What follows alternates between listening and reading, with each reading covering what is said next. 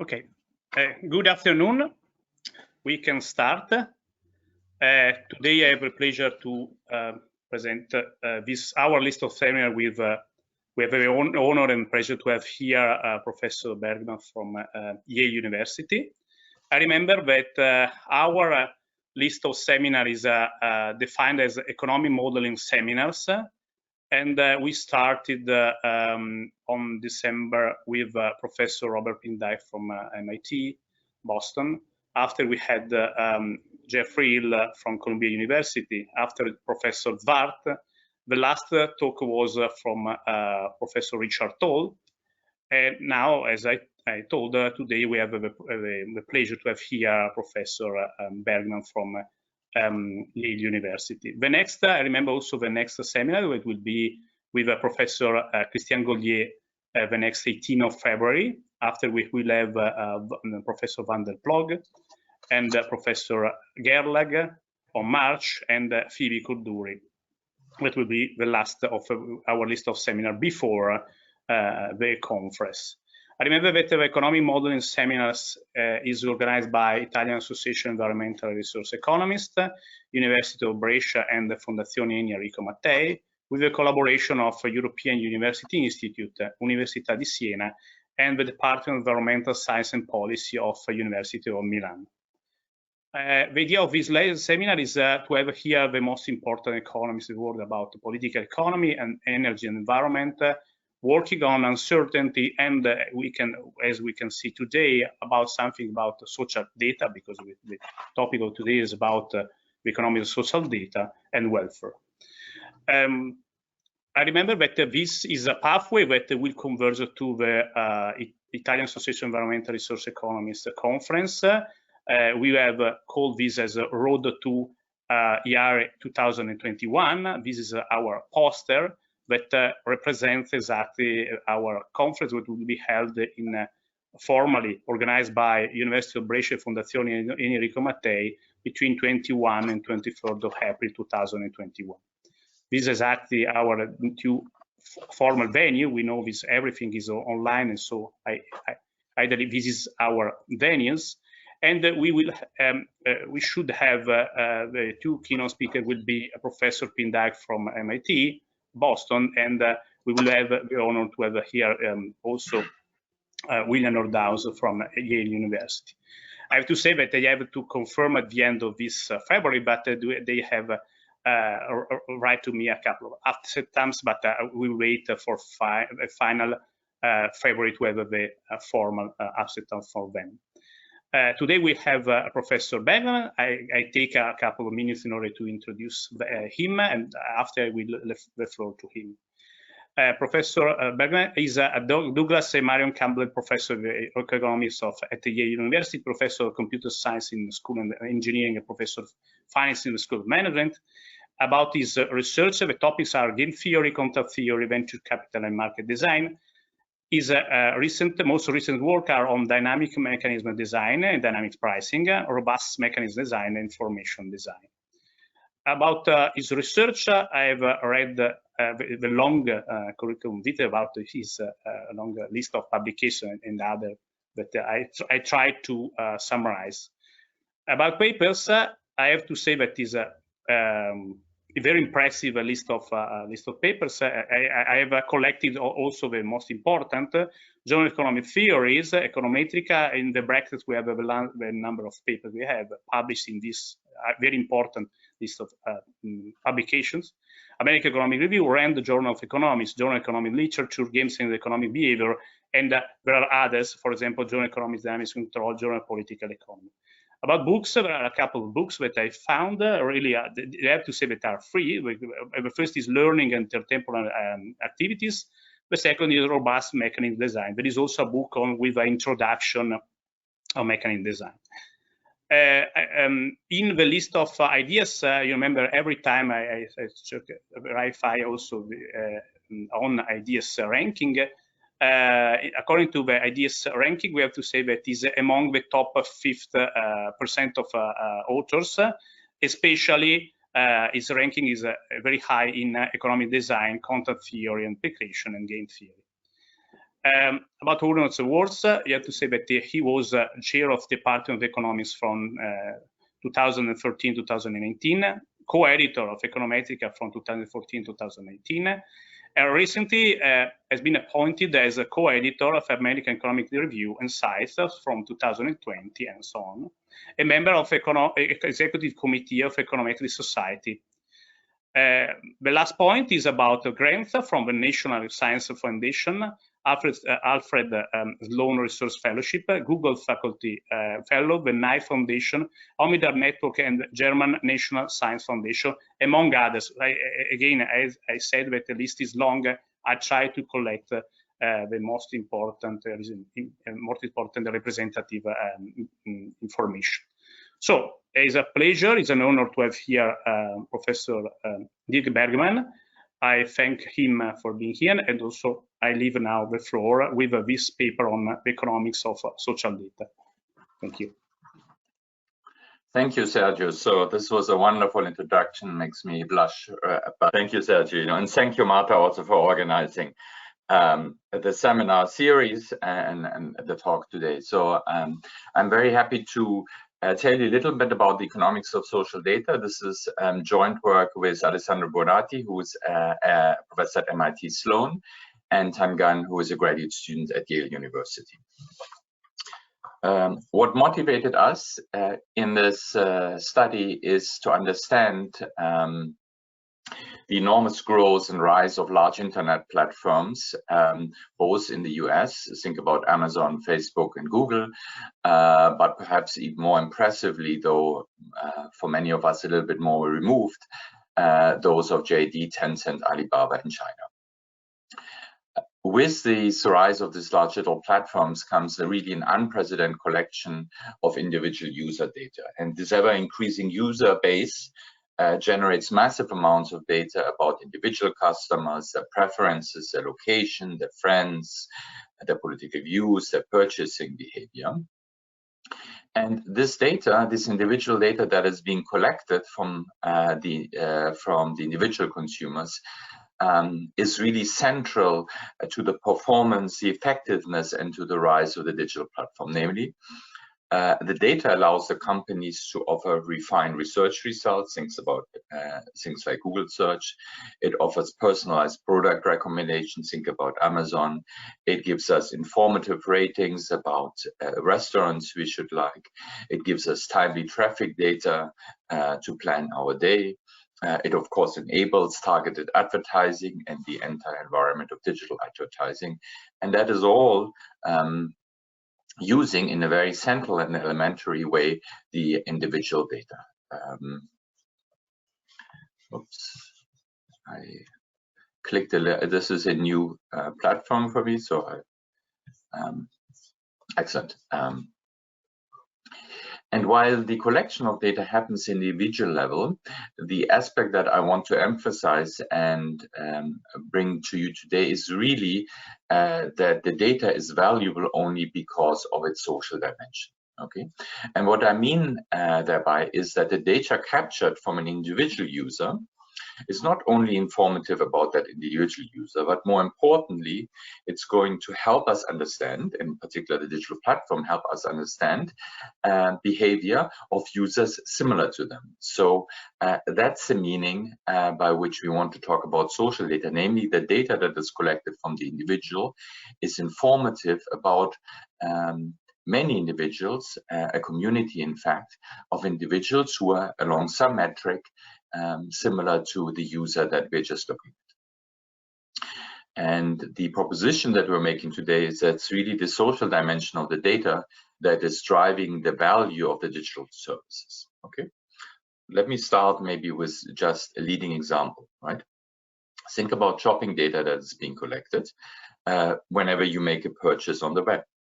Now, clearly, that purchase decision and all the browsing behavior that as an individual you performed before gives information about your own preferences, but more importantly, it gives us also information about the willingness to pay among all consumers who have a similar purchase history. Okay, and therefore the social aspect of the data really generates a significant informational externality or data externality that we think goes to the core of the digital economy. Okay. What we mean by data externality or informational externality is precisely what you would expect, and very appropriately for the work of the foundation, say about environmental externality, namely that the collection and generation of data by one individual has implication for the welfare of many other individuals. Okay. What is different in the data economy relatively to, say, externalities in the environment is that the sign as well as the magnitude of the data externality depends and cannot be a priori sign, namely it depends on the structure of the data, and it depends importantly on the downstream use of the information. Okay. You know, if you think in about the terms of the environment, then carbon emissions are typically clearly a negative externality and can be signed, but that's a positive or negative externalities before we dig too deep into the structure of the market. Okay. And the volume can also be in some sense assessed, the magnitude of the externality can also in some sense assessed simply from its physical property. In the data economy, it will depend on how we use the data in order for us to assess the scope and the magnitude of the data externality. Okay. Independently of the assessment, what this suggests is that the presence of significant data externality will typically preclude efficient market outcomes, and therefore we should not think that the data economy will typically be a first best economy. It will typically one that will not require at least careful consideration by regulators or possible intervention from the outside. I'm focusing today on simply the collection, the aggregation, and then the redistribution of the data. But what I'm saying, what we're lining out here is perhaps even more powerful, because the data that's being collected then informs the algorithm that makes a variety of allocation decisions. And so the externality that we're developing today may in fact operate multiple times, not just through the raw data, but also to the extent that it informs the algorithm, and therefore at a scale even larger than we were going to suggest today. Okay, so before I'm going to give you the model, after all this is a modeling seminar, so I shouldn't hesitate for too long, let me give you a visual description, an illustration of how we want to think about the markets. Okay, we want to think about models of data intermediation, that's the proposition of the paper, as essentially two markets: an upstream market that we're going to refer to as a data market, and a downstream market that we're going to refer to as a product market. And this distinction between the upstream market, as you indeed find it here on the slides, okay, also in terms of this vertical distinction, and the downstream market as the market at the bottom of this slide, is going to appear and reappear in many instances. So we want to think about the upstream market as a market that connects the consumers with a data intermediary, with a digital platform, with a database that simply collects, and then a data broker that then redistributes the information, that intermediates between the consumer and the producer. And then the downstream market that we have here basically allows the consumers and the producers with this additional information to interact on a product market and engage in a regular exchange where product is being exchanged for payment. But importantly, in the upstream market, is going to be a flow of information that's going from the consumer to the data intermediary, and then with some modification moves forward to the producer, and possibly moves also back to the consumer And what we're going to understand and try to study is how the flow of information will impact the flow of products in the product markets. Okay, so these will be separate markets, but their interaction will generate a lot of the interest and the results and the implications. Okay? This is a fairly high level and abstract view of a model of data intermediation. So let me walk you quickly through two examples, right? So think about the search engine, mostly from Google, that we're using day in, day out. What happens here is that the consumer types in a search term, basically provides information to the intermediary, and that information then flows back to the advertisers through the sponsored search auction and through the ranking services offered by Google. The advertisers are participating in an auction for the ranking of their links, and Google then shows the results to the consumer. Okay, so this is the interaction on the data market. And on the product market, what we're going to see is that there's then possibly an exchange following that information between the consumer and the advertiser, and that happens separately, but supported and provided for by the data market. Okay. This visualization of data markets can, of course, be made more complicated, more elaborate. Think about, for example, the data environment that is being offered by Facebook. We started out with a triangle. It doesn't have to be a triangle. A lot of the information actually flows through apps that Facebook enabled. The consumer interacts with the apps. Think about game apps or any other set of apps. In exchange for hosting the app on Facebook, they send a transfer of information and services, and in turn, this will be used to provide digital advertising and put the consumer in touch with advertisers and firms who would like to sell their products. Okay. If you just reflect for a moment, one curiosity of this market is that actually in the exchange of information between the consumer and the platform, right, it is not necessarily the case that the consumer for providing the information is compensated in monetary terms by Google. Often the compensation is in terms of services provided. Okay, so it's an exchange that basically exchanges data for service. This is, of course, not true on the other side, where most decisively Google monetizes the information by setting up a sponsored search auction. Today, we're going to think about exchanges of products and information being supported by monetary compensation, but you can see that this can be easily generated to allow for exchanges services for data. Okay. The three questions that I want to focus on is the following one. Okay. We're thinking about the data market as one where consumer data is acquired at the individual level, is then aggregated, and afterwards redistributed and sold. What we're interesting is how the social dimension of the data, that is the data externality, is likely to impact the terms of trade between consumers, data buyers, and the large digital platform. Okay. So we want to think about, first of all, will there be efficient trade of information in that market? Second, we are curious to pursue how the social dimension of the data magnifies the value of the individual data for platforms and facilitates perhaps a data acquisition. So we're interested to what extent the social dimension of the data really powers this enormous thirst and hunger of the digital platforms to acquire individual level data in every instance, in every second.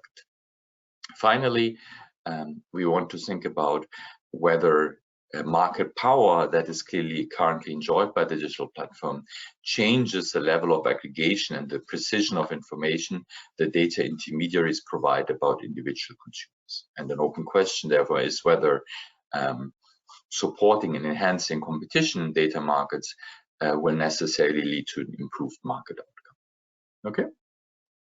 These are the three questions that I want to focus on today.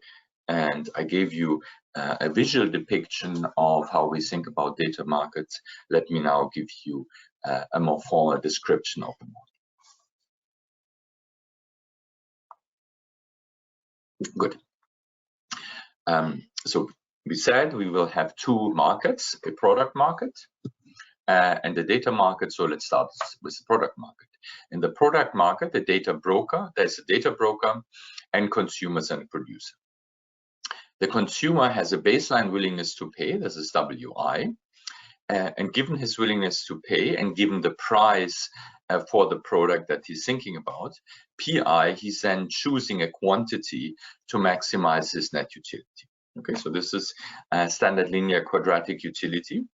And the producer is going to choose prices so as to maximize his net revenue, which is the price minus the marginal cost of production, which we assume to be constant, times the quantity that he is selling to every individual consumer. Okay. This is the product market.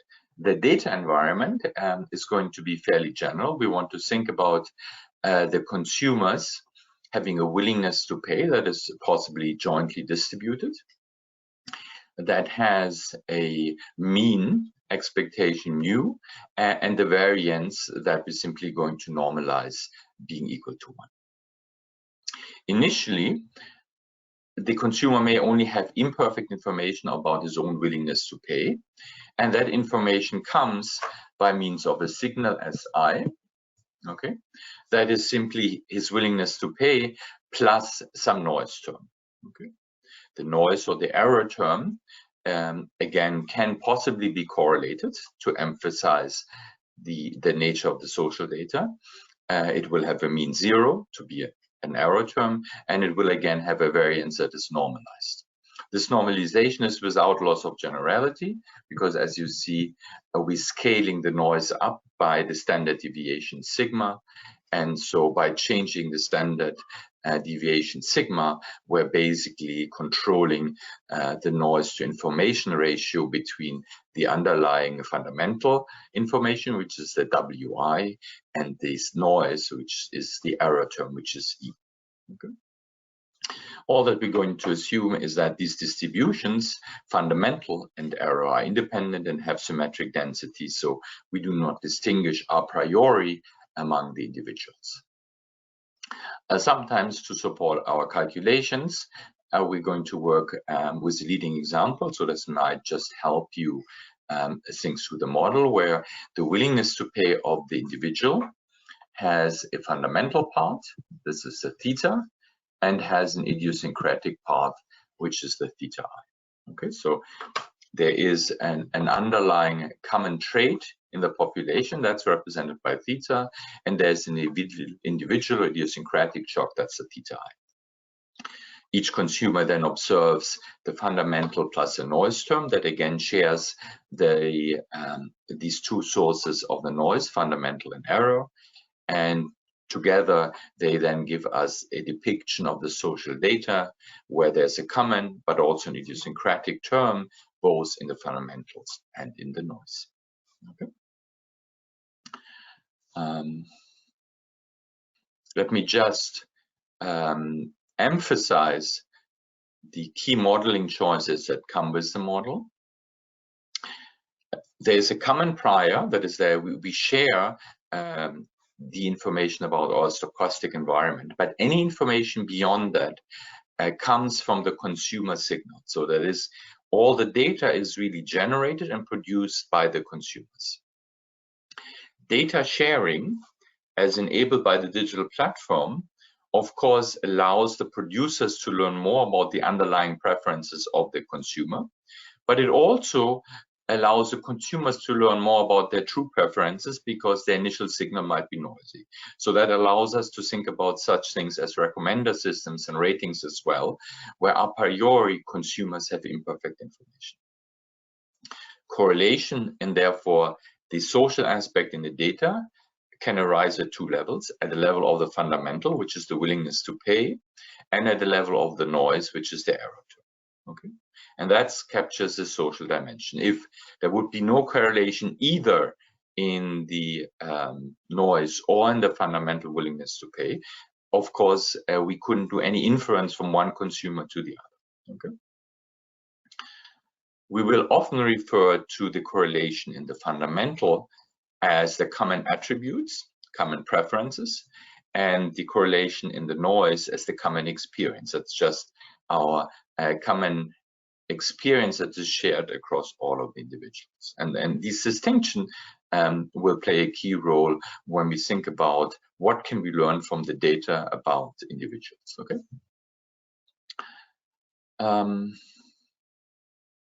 Excellent. So this completes the model, or the description of the product market and the description of the data environment. I probably went quickly in the beginning to talk about the producer market. This is a linear quadratic model where the seller is going to be restricted or to use linear pricing rules. Okay, these linear pricing rules basically enable the firm to use both second and third degree price discrimination. These are elements that are commonly used in e-commerce, and so we think of them as being interesting aspects and critical aspects to study when we think about the interaction between data market and product market. But what I would like to emphasize here is that, of course, with the distinction between data market on the one hand side and product market on the other, we are free in some sense to modify the analysis and move to a different description of the product markets to the extent that we have, and we'll do that actually at the end a little bit when we talk about recommender system.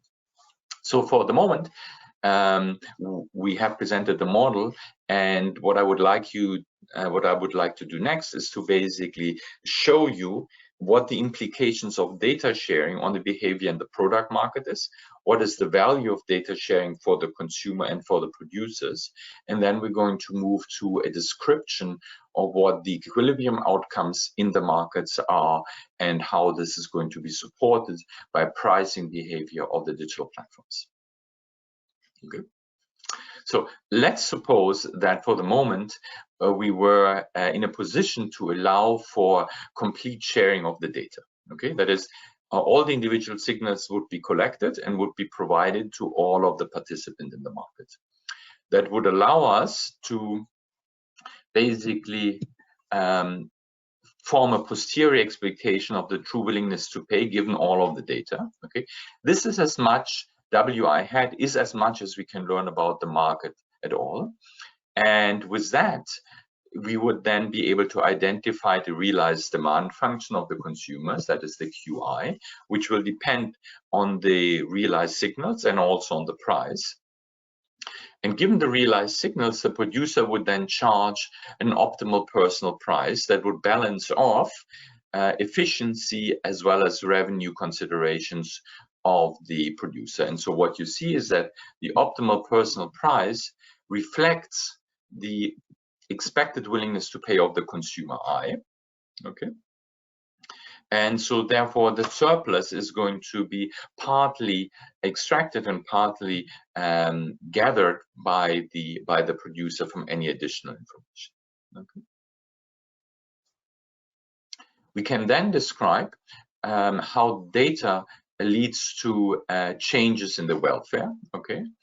And so we can simply ask, what is the ex ante payoff that consumers and the producer can realize in their relationship given the ability to data share?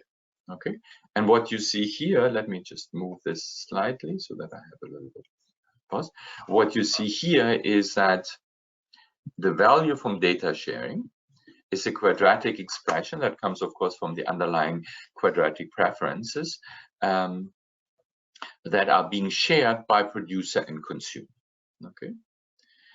And since it's a quadratic expression which just depends on the posterior expectation, the surplus, both for the consumer as well as for the producer, really is controlled in its entirety by the variance of the posterior expectation. Okay. And so this is going to be really a key variable for us. It's going to say what is the variance of the posterior expectation. And the larger the variance is, that means the more information is arriving and the more change is going to be in our posterior expectation. And we can really think of this as the quantity or the gain of information. In fact, in a linear quadratic framework, this is equal to roughly the R squared of a linear regression. Okay, it simply tells us how much in the variance of the underlying willingness to pay can be explained through the signals. Okay, and so we can ask, what is the value of the social data? That is, how big is the difference between a situation where consumer I only knows his own signal and doesn't share at all, so this is the empty set here, his data, and what happens if we gather information from all of the participants, and therefore the big S doesn't have any subscript. And of course, the second entry is the information that the firm has. The firm shares in all of this information. Okay. If that difference is positive, then of course there is a gains from information. In fact, this gain function, which is just the variance of the posterior expectation that we gave you before, is now what allows us to give a complete description of what the value from data sharing for the producer is. For the producer, for the consumer, as well as for the social value. Okay. So the interesting thing here is that in this general environment, general data environment, we basically can describe the value of data sharing just in terms of the changes that are induced onto the posterior expectation. Okay. And we will make two observations. Okay. Namely, that the gain from data sharing is basically expressed as a difference between the variance that can be explained just through the individual signals, that's the SI, and the variance that can be explained from the totality of all the signals, that's the vector S. Okay. In the absence of any information, right, we could write here G of the empty set, but of course that's going to be zero variance, so we simply dropped it. Okay. So what we see is that while we can express everything in terms of a difference of the variance of the posterior expectation, the actual weights, 1/4, 1/2, and 1/3/8 and 1/8 will differ between producer, consumer, and the social value. And therefore, the preferences for data sharing are typically going to be distinct for producer, for consumer, and for the firm. Okay. Some of the first implication that we can derive from the simple formulas is that both consumer as well as social welfare increase with the consumer information gains. Okay, that is, if we could somehow just increase the information that the consumers have, that would benefit everybody. But in fact, consumer and social welfare decrease with gains in the firm's information. Okay, and that's simply because the additional information that the firm has is going to be used to price discriminate, which in the linear quadratic environment leads to a decrease in social welfare. Okay. In the extreme case where the consumer at the outset know their type, so that's the case when there's no noise term, when sigma is equal to 0, an implication of the first statement is, of course, that data sharing is socially harmful because all it does is enable price discrimination. So we should not see the data market operating. Okay. The same is true if the consumer types and the error terms are independent. That's the case that we referred to earlier. In that case, there's no inference possible from one consumer on the other. So what gain would we have from sharing the data? Okay. On the other hand, if individual consumers are uninformed or are sufficiently uninformed that they may learn from the other ones, but the complete data set is more informative, then data sharing benefits consumer.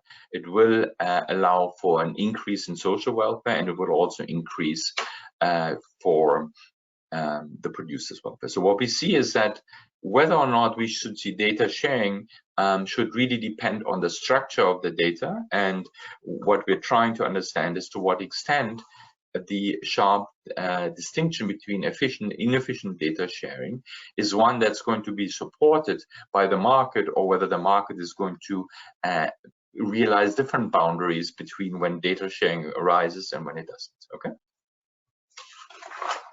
good.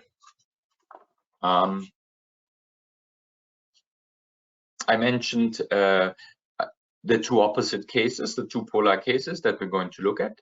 We're going to look at the case of common attributes when we have an underlying common type, W, okay? But our errors are going to be independent, and what we're trying to do is to basically filter out the error, okay? The idiosyncratic error. There's the second polar case, which is the common experience. There, we have perfectly idiosyncratic preferences, but we're subject to the same error, and what we're trying to do is to filter out the common error to get at the underlying willingness to pay. These two distinct and in some sense polar cases in terms of what we're trying to infer, whether it's the common attribute or the idiosyncratic attribute, are going to be interesting for us. Okay. And finally, the key notion and the key concept that we're going to work on is the notion of the data externality. Okay.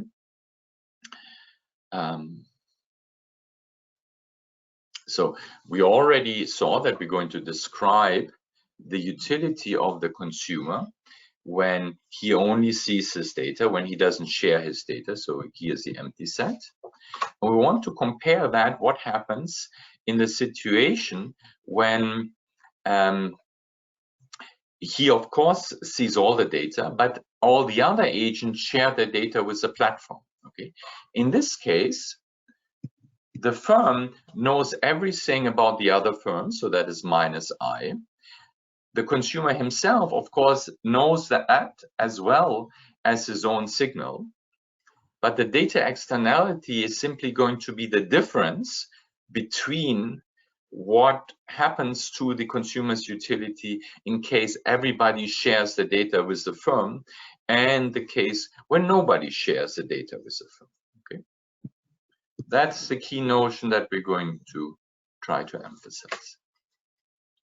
Okay, the decision to share by the other firms is outside of the control of consumer I, but we will see that it will have a dramatic impact on the net utility that the consumer can realize.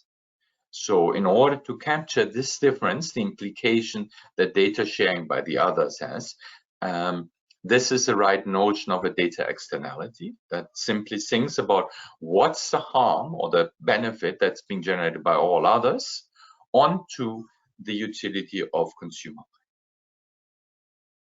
Okay, this is the key notion, and therefore I'll spend just a second pausing. What we mean by the social nature of the data is that if sharing the data as I is harmful to consumer I, then for that direct impact he can be compensated. But if sharing as I helps predicting the willingness to pay of the other agents, so J not I, then of course consumer will not be compensated for that. And so therefore he's exerting an externality. Okay. Moreover, if that sharing is harmful to the other consumers, then the other consumers are also not going to be compensated, and so that's another way of articulating the externality. Okay, we can in fact compute the data externality precisely in the terms of the variance of the posterior expectation. Okay. And therefore, we can assert under which conditions the data externality may be positive or may be negative. Okay. Okay. And we can then ask under what condition might we then have a positive and might we have a negative data externality? The first point is the one that will occupy us most. If the consumers know their own type, then the data externality is going to be negative, because sharing information will basically allow the producer to gather information about the consumer independent of his own information. Okay. In the cases when the types are independent, then the data externality is positive, because it basically allows us to learn more through the error. Okay. Good. And so finally, we want to think about how is data sharing supported in the market. We're going to think about this as basically happening through a set of bilateral contracts. Okay.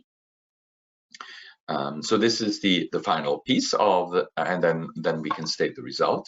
A data contract between the consumer and digital platform is simply going to specify what happens to the data inflow, that is, how SI is being used in the database, and what is the fee that is paid to the consumer, MI.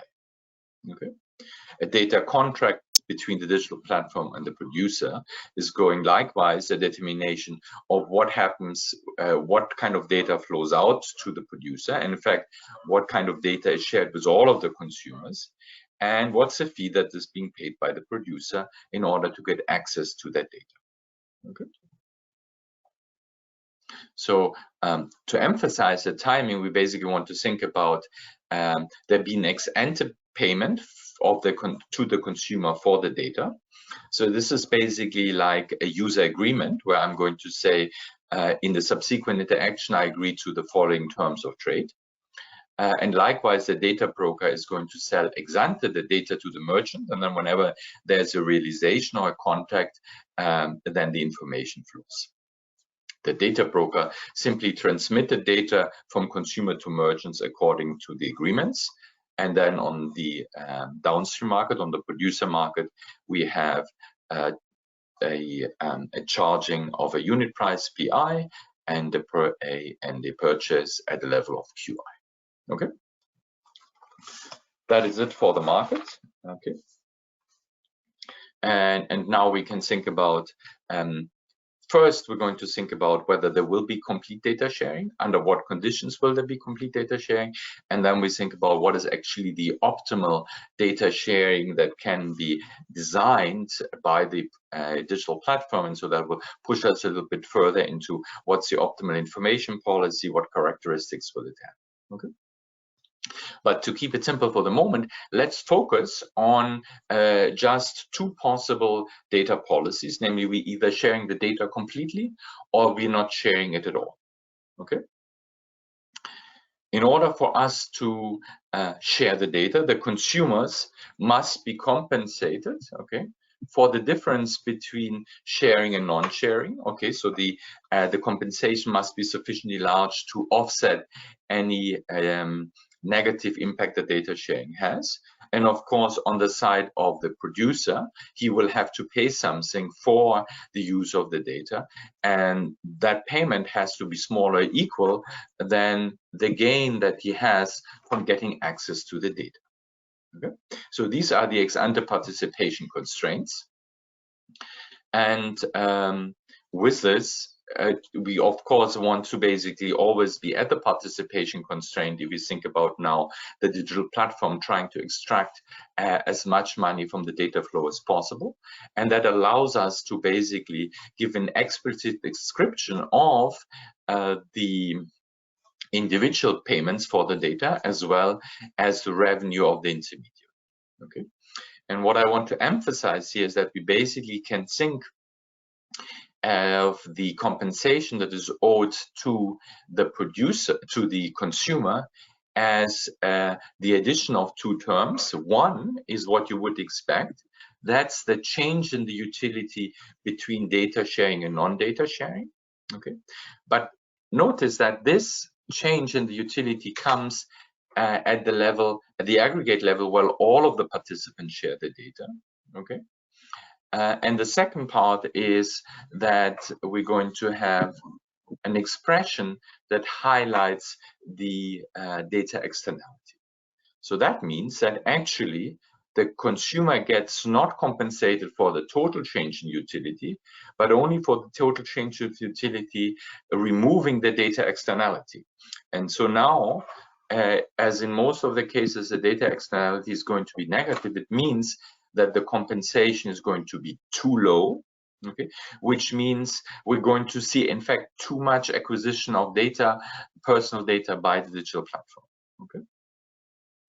This is, in fact, directly reflected when we go to the intermediary profit, and you see that this is what will drive the structure and the nature of the market, namely because we're having this bilateral contract in which the monetary flow supports the data exchange efficiently. What we will see is that, in fact, the revenue of the intermediary is the sum of the social welfare gains that comes from data sharing. And if it were just that, we would have a strong indication that data sharing would happen socially efficiently, but it is not. It has a second term, which reflects simply the volume of the data externality. And again, to the extent that the data externality is going to be largely negative, what we're seeing is that the revenue of the digital intermediary is going to exceed the social gains of data sharing by a substantial amount, and the exact amount by which it exceeds the social gains is precisely the sum of the data externality. So the data externality can be used, or is in fact used in equilibrium by the digital platform to lower its cost of data acquisition and therefore acquire more than the social efficient amount of data. Okay. And in fact, we're going to see that data intermediation is profitable, that this therefore will happen in equilibrium if and only if the gains that come from collecting all the information but I, okay, exceeds the information, the additional information we would get from the individual S by a factor of 3. Now, notice this is going to be a condition that's relatively easy to satisfy, because if we think about a large market, that there being many consumers, then the additional piece of information that we get from one single consumer is going to be small, okay? And therefore, we will often see data intermediation. What you also notice is that this first inequality here is different in form from the condition that we derived earlier when data sharing is efficient. So this is the first hint that, in fact, efficient and equilibrium data sharing will not coincide and will differ substantially. Okay. Let me, in fact, emphasize, or let me sort of explicate a little bit the market failures by means of these two leading examples that I mentioned earlier, namely common attributes and common experience. Okay. And let me do that in the case of the Gaussian, that is the multivariate normal data structure. Okay.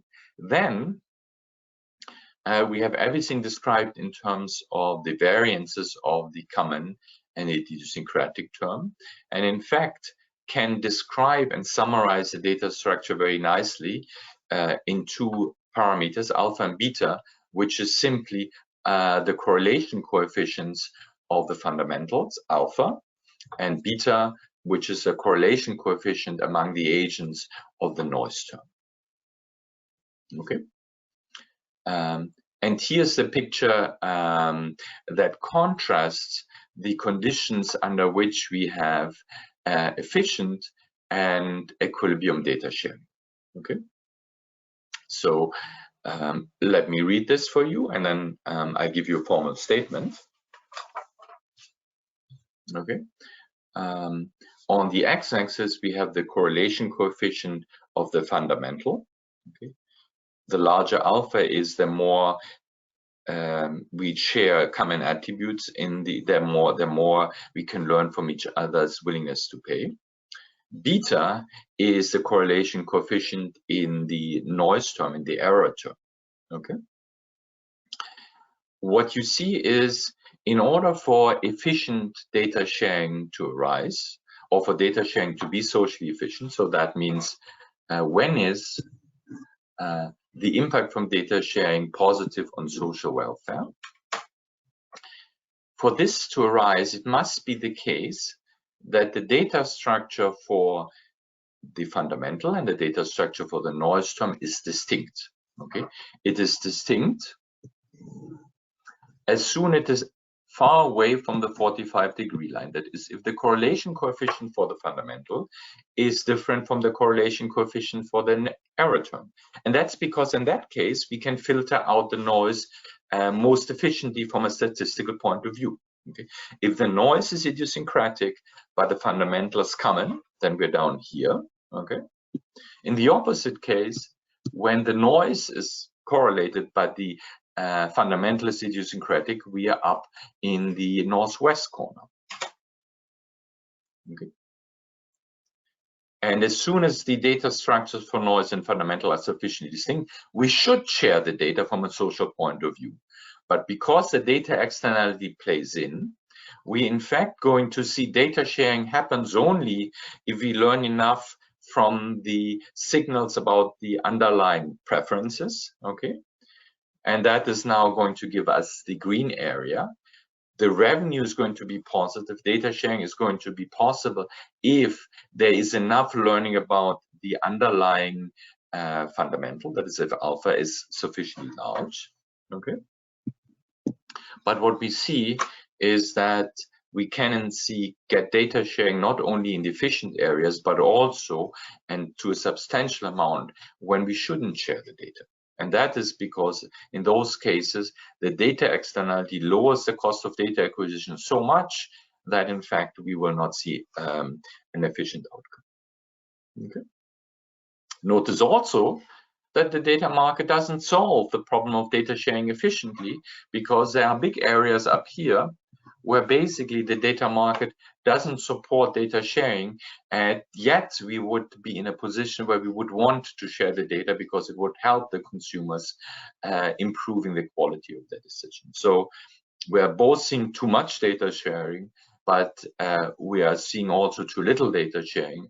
And when we see a failure in either direction is largely determined by the structure of the data environment. Okay. So here is to give you the idea of how the inefficiency in the market is related now to the data externality. This orange color marks the area when the data externality is positive. By contrast, the remaining area is the one where the data externality is negative. Okay. And what we see is that largely it is the negative data externality which allows the data market to operate, but it operates at a scale that is too large, that happens too often, that trades too much data relatively to what we should expect from an efficient point of view. Okay. So this really, in this picture, is the key message. Data markets are unlikely to be efficient. They will often call for too much collection of data. So you can think about, European regulation, just as GDPR, the Digital Market Act that is currently being debated, as attempts to correct that.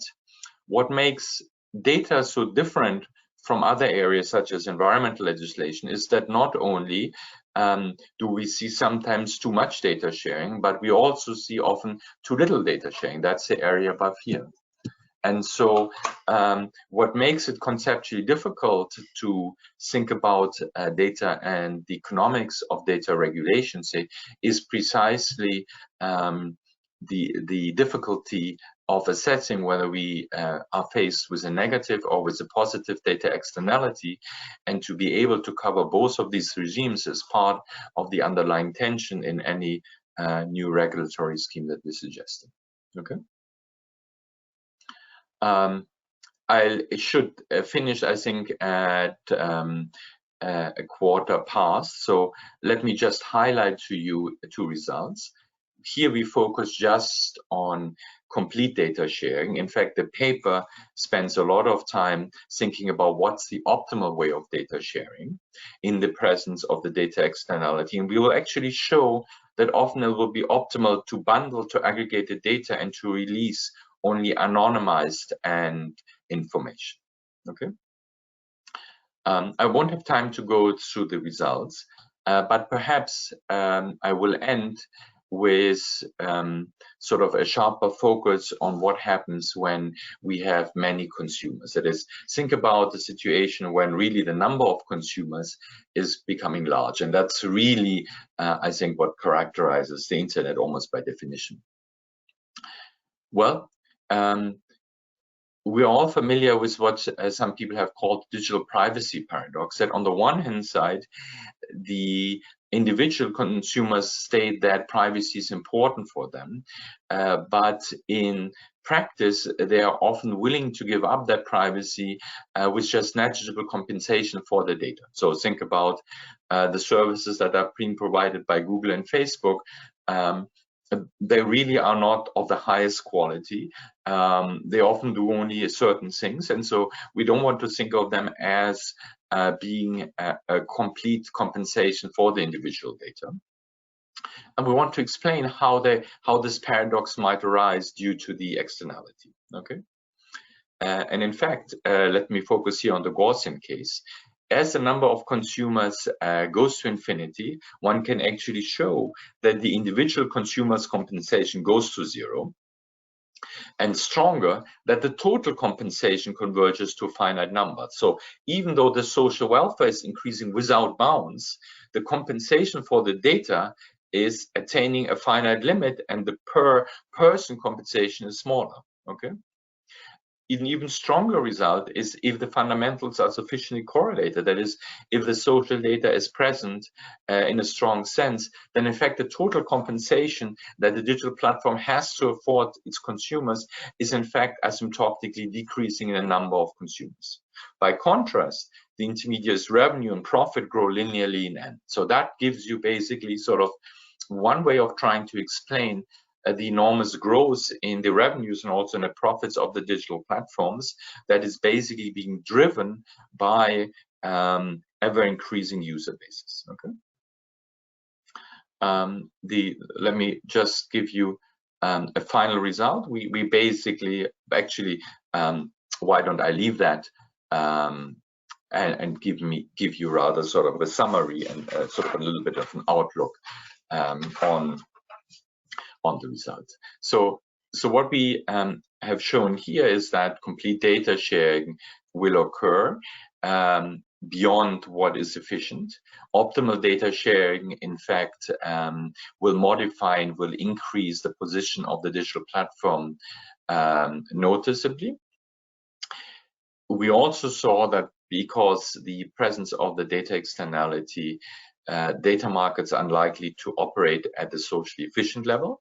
Okay, and that gap between the value of the data and the compensation for data, in fact, grows as the market grows, and so that gap is particularly large for large platforms and for large markets. Let me end with a few concluding thoughts. So, in the model that I'm presenting you today, we allowed explicitly for property rights by the consumer. That is, the consumer could decide to share or not share his data. So that is something that GDPR in some sense is going to try to establish, because you have to accept or reject the data sharing agreement. But what we showed is, because of the data externality, really the identified economic harm that accrues to the consumer in the market that doesn't equalize private and social compensation. Okay, and so just an establishment of property rights is unlikely to lead to an efficient market. Okay.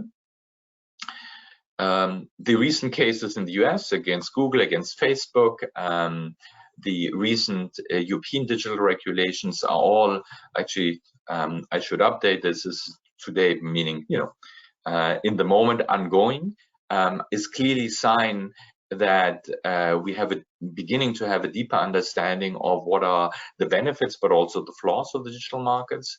But what I hope I have to suggest to you today, that the principles of future regulations will require a deep understanding of the nature of data markets, different from environmental externality, different from other pecuniary externalities in markets, and data protection, interoperability to allow the flow and competition for data, and fair payment of data will all be subject that will be at the core of trying to understand what should be the right framework to evaluate data markets. Good, and with this, I think I should stop. Thank you. Okay, thank you. Thank you for your very good presentation, very interesting paper. And so we have collected we have some questions now. First of all, I want to thank you again for your presentation. Some comments on this. So the most important element is here is exactly information. How information can be shared, and so it is a manner in order to. So your can I say your topic, your question, also this kind of intermediate agent that can be able in order to increase the sharing of information, but in the meantime, in the same time, we know that there is a problem that you have stressed now about privacy. So we have good and bad elements, and so at the end, if I understood well, there is a region, an area in which is profitable and is convenient to share. In other cases, it's not. It depends also on Sigma and how Sigma could move to try to understand better which is this good area, okay, and to act in this area, and also to, if I understood well, is to define the right price in order to manage or to create the favor environment in order to do this. So about this, which could be the instruments, the right instrument, or the can I say the right manner in order to do this, so to improve the market exchange of information. First question. Second is more related to our topic, so to environment, energy, and so on. I think that the same. So you know that there is this kind of energy community. So the idea of this development of the energy community in the worldwide. So the idea that you have these agents that are we call the prosumers, that are producer and consumer at the same time. So they are, for example, the easiest model is a model in which you have an agent that has a photovoltaic plant on his roof and is producing energy, and at the same time you exchange with the grid. In the same time, we have a digitalization that then can help in order to increase its exchange of information. And more or less, which is the information? Information is if you are able to digitalize in the right manner the production of your energy, you're able also to shape in the best manner the demand, the supply, and to improve the matching and reduce the loss in terms of mismatching of the demand and supply, and also maybe is able to better manage the shape of the two curves, no? Because it's a smooth without peaks, maybe is better also for the grid. So do you think that this could be also, so information that could be also important in order to improve also this second part, because also in the second part we have a missing part of information. Maybe we need also, maybe we need an intermediate, or there is an intermediate yet that is, for example, given by it's difficult because it maybe is in this case in the hand of the monopolistic structure of the grid, for example. So I know that these are very general questions, but apologize, very general questions, but are so summarizing. The first point is which could be the instrument in order to use your important results in And the second is if you think that also in other environment, in other market, can be used, especially in our, for example. So maybe for me first, most intriguing is the idea that you put forward about prosumers. So this is an interesting notion that clearly, so I haven't thought about yet, but I think has a lot of potential in digital markets, in digital information, because a lot of the information that we think of valuable is shared sort of by small groups, you know, neighborhoods, social community that can be of a size that is much smaller than the internet at large. And I think clearly one striking aspect is that so far the internet hasn't really brought as many benefits to these small local communities, you know, local in the sense of small in numbers, but not necessarily local geographically. And so the idea of prosumers is probably matching up here. And the question is, in the moment, what is preventing us from scaling the gains from digital information to the right level of these small groups? You know, I've been always wondering why, for example, there are very few ways of connecting directly to artists, artisans, craftsmen, and get more information about, you know, who are the local craftsmen that are available to do services. There's a lot of asymmetric information that could be, there's a lot of imperfect information that could be resolved quite nicely.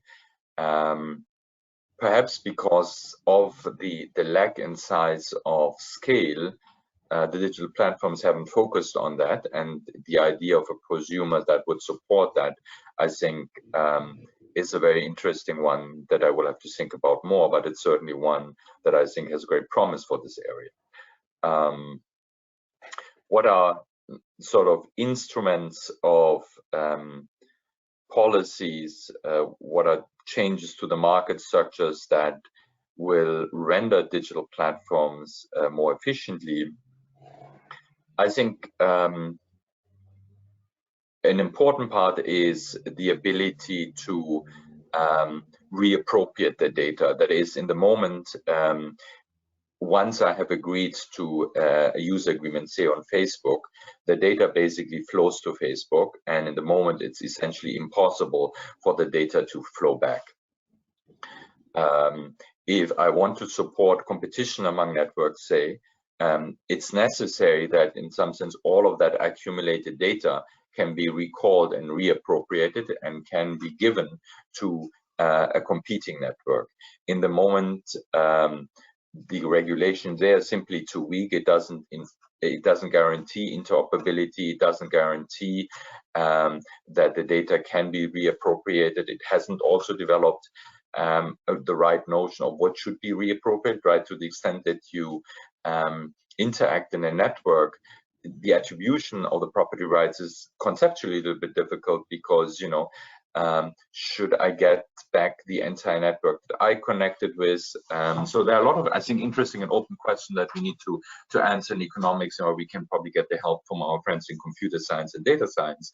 But interoperability and reappropriation is clearly key. The second is there's probably likely a need for intermediaries that basically serve as bargaining units for the consumers vis-a-vis the digital platform. So a priori, there's no reason why the database that contains the individual information and then the matching engine, that is the market that makes available the matching between consumers and producers, think about the search engine, why these have to be the same entity. Okay, you probably would want to be that the database that collects individual information is distributed among some competitors, and that they bargain then on behalf of a group of consumers vis-a-vis the digital platform. So that is, after all, the most straightforward way of internalizing the externalities by basically collective bargaining. Which shape that takes is, to be determined, but it probably will require some amount of division between database and market maker. We have this already in financial markets. We have this in other markets, actually in the environmental market as well, right, where the distribution of the electricity and the generation of the electricity is typically split. And so my guess is something like this will also have to happen for the data markets. The power of this collective representation is in some sense becomes clear when we think about the large revenue, for example, that in the moment Apple gets from Google for placing its search engine on all the iOS of Apple. Okay, what happens here is that essentially Apple bargains on behalf of all of its consumers that are using its own operating platform in order to give access to the data to Google. And now, of course, it bargains on behalf of all of its users, but most of the benefits are going to accrue to Apple. If we had a competitive environment of database owners that would basically negotiate on behalf of the users, then we would get a much more favorable rebalancing of the surplus towards the consumers, and we would also get a better price, which means we could come closer to the efficient sharing. So these are sort of my two main answers. We have one question. If I see. Perfect. Great. So, we used the linear quadratic form to basically focus on what is the central moment here, which is the variance of the conditional expectation. That's the impact that the information has on the valuation. Okay, if we were to choose a more general nonlinear function, then what we would do in those cases is always to find the most important moments through approximation. And what would happen here is simply the same thing. It's a second moment that would be the dominant moment, and that the pricing and the behavior of the consumers would align to.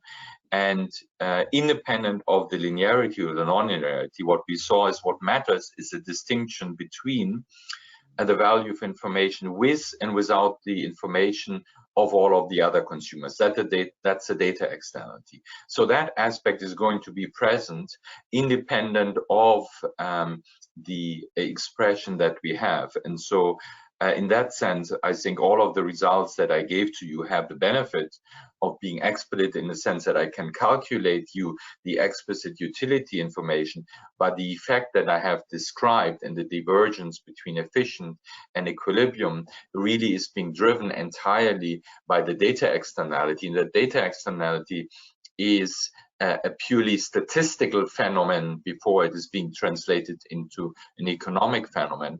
And for that, we used general distribution function and not normal distribution function that simply capture the idea of correlation in both the fundamental and correlation in the noise.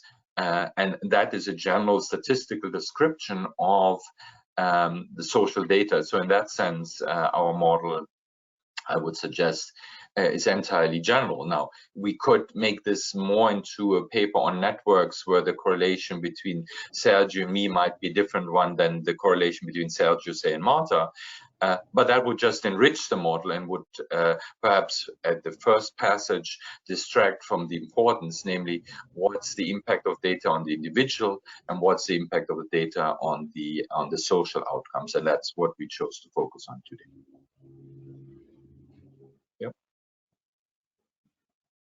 And there was a second question about how can you take market power between the firms, okay? And market power between the firms will obviously affect the transfer of the monetary, and will perhaps also lead to some distortions in terms of the efficiency of the data allocation, but it won't change the nature of the informational, the data externality, and so it will modify, but it will not change the basic insight here, which is the presence of the data externalities unlikely to give us immediately efficient data markets, and we can basically, from the nature of the data externality, make inferences about the inefficiency of the market operation, in which directions, whether we'll see too much data being acquired or too little data being acquired. Okay, perfect. There is also the last about the possibility to have an app that allows the consumer to send their data directly to a firm without intermediation. It is a good manner in order to, so they can directly obtain money. So it's a manner also to reduce the transaction cost, I think, no? Absolutely. Well, you know, that's an excellent question. This is basically what happens when you interact on Amazon, right?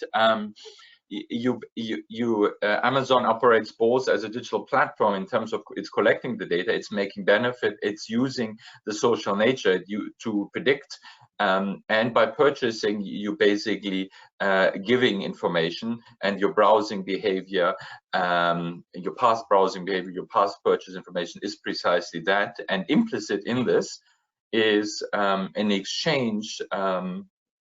You know, you give more data and you get better service in terms of quicker delivery and possibly better prices. So that absolutely happens. You know, we chose to make the notion of the data flow clear, to make a distinction between the digital platform on the one hand side and the producer. But of course, you could have, sometimes you have to integrate them. And if you think about Amazon or any other large platform that offers purchases, think about Uber or Lyft, that is the same. It both organizes trade and collects data, then that's what happens. And again, what is striking, I think, here is that typically there's no direct compensation, but rather there's compensation in terms of service, higher levels of service, better matching function. Okay, perfect. So we have another question that I sent to you by email. Wonderful. Oh, perfect. So I thank you all the participants for the questions. So for being here, I thank you very much, because your time, you have shared your time with us. So I invite you when we will possible to come here in Italy, and I so would be delighted to join you at the headquarters. Yes. Exactly. Wonderful. So, thank you, Sergio. Thank you very much. Thank you. Wonderful. Have a good day. Bye. Okay. Have a good Bye. day. Thank you, Marta. Bye.